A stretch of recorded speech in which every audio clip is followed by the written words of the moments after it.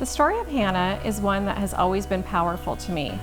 It describes a woman feeling so defeated because of her inability to bear a child for her husband. And even though she is emotionally beaten down by his second wife, who is able to bear children, she continues to pray and ask God for a son.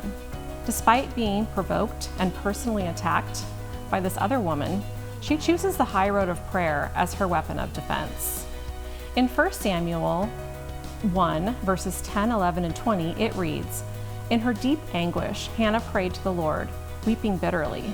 And she made a vow, saying, Lord Almighty, if you only look on your servant's misery and remember me, and not forget your servant, but give her a son, then I will give him to the Lord for all the days of his life, and no razor will ever be used on his head."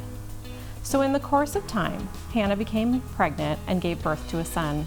She named him Samuel, saying, "Because I asked the Lord for him." This final prayer for a son that she gave at the temple was the result of many years enduring painful insults from her husband's second wife and bitter rival. At this desperate stage in her life, she took a huge leap of faith and decided to change her prayer.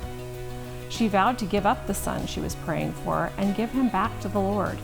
Samuel was born, and after he was weaned, he was sent to serve at the temple. God knew what the future was going to bring and had chosen Hannah to provide him with a righteous man of God. Going back to Hannah's prayer in the temple, the King James Bible version states she was in bitterness of soul. I've been thinking about these words for many days. I actually had not really focused on that part before.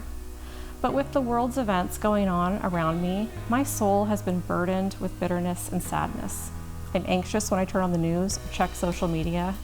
I know most of you feel the same way. Some days I get up and say, "Help today be better, Lord, and help me handle this stress." I want to follow the example of Hannah, and even though my soul feels bitter at times, I want to remember to never stop praying. He knows the plan. Perhaps I need to change my prayers and give the glory back to him as Hannah did, to serve him, trust in him, and be his hands and feet during these uncertain times.